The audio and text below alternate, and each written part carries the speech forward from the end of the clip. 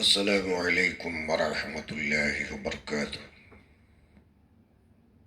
اعوذ باللہ من الشیطان الرجیم، بسم اللہ الرحمن الرحیم۔ تبارک الذی بیدہ الملک وہو علی کل شیء قدیر۔ الذي خلق الموت والحياة ليبلوكم أيكم أحسن عملا وهو العزيز الغفور۔ الذي خلق 7 سماوات طباقا ما ترى في خلق الرحمن من تفاؤت فارجع البصر هل ترى من فطور ثم ارجع البصر كرتين ينقلب إليك البصر خاسئا وهو حسير۔ ولقد زينا السماء الدنيا بمصابيح وجعلناها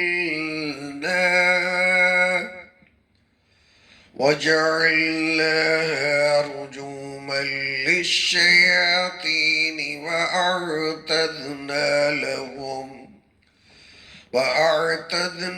لهم عذاب السعير۔ صدق اللہ العظیم۔ اللہم صلی علی محمد وعلی آل محمد كما صليت على إبراهيم وعلى آل إبراهيم إنك حميد مجيد۔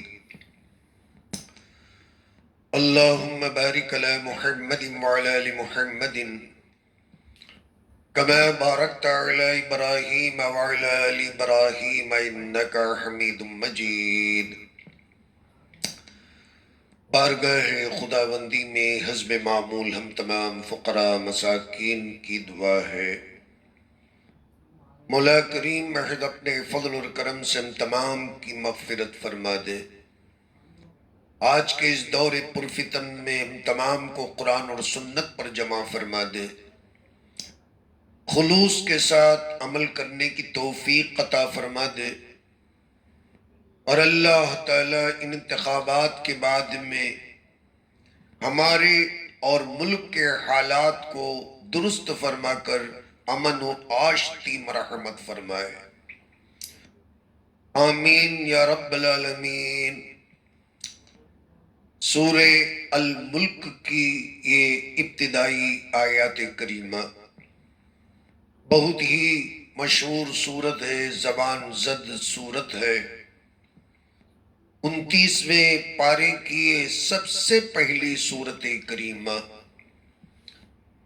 حدیثوں کے اندر، تفسیری روایات کے اندر اس کی بہت بڑی فضیلت وارد ہوئی ہے، اور ان ساری حدیثوں اور روایت کا جو خلاصہ ہے وہ یہی ہے، یہی سمجھ میں آتا ہے، قبر کے عذاب سے نجات دینے والی اگر کوئی محتم بشان صورت ہے وہ سورہ تبارک الذی بیدہ الملک ہے۔ نبی اکرم صلی اللہ علیہ وسلم نے ایک موقع سے ارشاد فرمایا، میری یہ چاہت ہے کہ میرا ہر امتی چھوٹا بڑا اس سورت کریمہ کو تبارک الذی کو یاد کر لے۔ ایک کتنی بڑی اہمیت کی بات ہے کہ اس میں، اس سورت کے اندر کتنی بڑی فضیلت ہوگی کہ جس کی وجہ سے امام الانبیاء صلی اللہ علیہ وسلم نے تمنا ظاہر کی اور خوشی کا اظہار فرمایا، اور پھر یہ تمنا کی کہ کاش کہ میرا ہر کوئی امتی سورت کو یاد کر لے. اپنی چاہت بنا کر اس سورت کی فضائل کو نبی اکرم صلی اللہ علیہ وسلم نے بیان فرمایا. بہت ساری تفاسیر کی کتابوں کے اندر، روایتوں کے اندر اس سورت کے بارے میں جو کہا گیا، لکھا گیا کہ قبر کے اندر یہ سورت کی تلاوت کرنے والا، تبارک الذی پڑھنے والا، جب منکر نکیر کا سامنا کرتا ہے، یہ سورت اس کے سرانے کھڑے ہو جاتی، سرانے سے آتی اور عذاب قبر سے اس بندے کی حفاظت کے اندر جٹ جاتی، لگ جاتی. اور یہ کبھی دائیں طرف سے آتی ہے، بائیں طرف سے آتی ہے، پیروں کی طرف سے آتی. منکر نکیر کو عذاب دینے سے روکتی ہے. اسی لیے فرمائے کہ عذاب قبر سے روکنے والی صورتوں کے اندر سب سے بڑی اہم محتم بشان سورت کریمہ ہے. اور بعض روایتوں کے اندر یہ بات آتی ہے، نبی اکرم صلی اللہ علیہ وسلم نے ارشاد فرمایا، پہلے زمانے کے اندر کسی مرنے والے نے سورت شریفہ کی تلاوت کی، کثرت کے ساتھ پڑھتا تھا، پھر وہ انتقال کر گیا. سوال جواب کرنے والے فرشتے تشریف لے آئے. پھر جب اسے عذاب کرنے کا ارادہ کیا تو یہ سورت کریمہ جسے یہ بندہ کثرت سے تلاوت کیا کرتا تھا، میری سفارش کے لیے کھڑی ہو گئی. آنے والے عذاب دینے والے فرشتوں نے کہا کہ اس میت پہ ہمارا کوئی اختیار نہیں، ہم نہ اسے عذاب دے سکتے ہیں، نہ عذاب سے اسے محفوظ رکھ سکتے ہیں. اللہ کا جو حکم ہے، اللہ کی جو مرضی، اسی کے مطابق ہم عمل کر سکتے ہیں. پھر انہوں نے اس صورت سے کہا کہ اگر تو یہ بندے کو بہت ہی پسند کرتی ہے اور یہ چاہتی ہے کہ اس بندے کو عذاب نہ ہو، تو یہ ہماری اختیار سے باہر کی بات ہے، اللہ سے سفارش کر کے تو بچا سکتی ہے. تو یہ سورت کریمہ آسمان پہ چڑھتی ہے اور اللہ تبارک و تعالیٰ کے ہاں اس بندے کے تعلق سے سفارش کرتی ہے کہ مولا، یہ بندہ مجھے کثرت کے ساتھ پڑھا کرتا تھا، ہمیشہ مجھے زبان کے اوپر تلاوت کے اندر ہمیشہ یاد رکھتا تھا، راتوں کے اندر مصلی پہ کھڑے ہو کر رات کی نمازوں کے اندر مجھے تلاوت کیا کرتا تھا. لہٰذا اللہ جس کے سینے کا میں حصہ بن گئی ہوں، جس بندے کی زبان میری اپنی تلاوت سے تر و تازہ رہی ہے، ایسے بندے کو آپ عذاب کیسے کر سکتے ہیں؟ اللہ تعالیٰ ارشاد فرماتے ہیں اس سورت کریمہ کو مخاطب کرتے ہوئے، خطاب کرتے ہوئے کہ تو بڑی ناراض نظر آتی ہے. اس سورہ کہتا ہے کہ ہاں مجھے اس بندے کے تعلق سے کہ عذاب میں مبتلا ہو جائے، مجھے ناراضگی کا اظہار کرنے کا آپ کے دربار میں حق ہے، اس لیے کہ میں تبارک الذی سورہ ہوں کہ مجھے تلاوت کرنے والے کو عذاب ہو، میں دیکھتی رہ جاؤں. اللہ تبارک و تعالیٰ اس کی سفارش کو قبول کرتے ہیں اور پھر اس بندے کو جس سے منکر نکیر سوال کرتے ہیں، عذاب قبر سے محفوظ فرما لیتے ہیں. یہ سورت آسمان سے اتر کر قبر میں پہنچتی، منکر نکیر سے کہتی ہے کہ میری سفارش کو اللہ نے قبول کر لیا، اب تم جا سکتے ہو، رخصت لے سکتے ہو. اس بندے کو، اس مرحوم کو، میت کو تم ٹچ کر نہیں سکتے. یہ وہ سورت کریمہ، یہ وہ سورہ ہے تبارک الذی کا کہ جو اللہ تبارک و تعالیٰ کے ہاں احتجاج اصرار کرتے ہوئے بھی اس بندے کو عذاب قبر سے، مرنے والے میت کو اللہ تعالیٰ کے عذاب سے محفوظ کرنے کے اندر کام آنے والا سورہ ہے۔ نبی اکرم صلی اللہ علیہ وسلم کی خواہش کے مطابق ہم تمام کو اس سورت کو یاد کرنا ہے، اپنے بچوں کو یاد کرانا ہے، نماز میں پڑھنا ہے، تہجد میں پڑھنا ہے، اور جب کبھی فرصت ملے قرآن کی تلاوت کے ساتھ ساتھ اس سورت کریمہ کی کثرت کے ساتھ ہمیں تلاوت کرنی۔ جیسے ہی روایتوں میں آتا ہے کہ جیسے میں نے ابھی یہ واقعہ بیان کیا، اس واقعے کو سننے کے بعد میں کہ سورہ آسمانوں پہ چڑھ کے مرنے والے کی سفارش کر کے عذاب قبر سے بچا لیا، سننے والے اس سے بڑے متاثر ہوئے، اور پھر یہ لکھا گیا کہ اور جتنے لوگوں نے سنا تمام کے تمام لوگوں نے اس سورے کو برزباں یاد کر لیا، ازبر کر لیا، کہ اس سورت کریمہ کی جب اہمیت سمجھ میں آئی کہ عذاب قبر سے بچانے والا ہے، اللہ کے دربار میں احتجاج کرنے والا ہے، فرشتوں کو عذاب سے روکنے کی طاقت رکھنے والا ہے، اللہ تعالیٰ کو منانے کی فضیلت رکھنے والا ہے، اللہ تعالیٰ اس کے شافع ہونے کو قبول کرنے والا ہے، تو سارے مسلمانوں نے، سننے والے بزرگان اعظام اور اسلاف نے اس سورت کو برزباں یاد کر لیا۔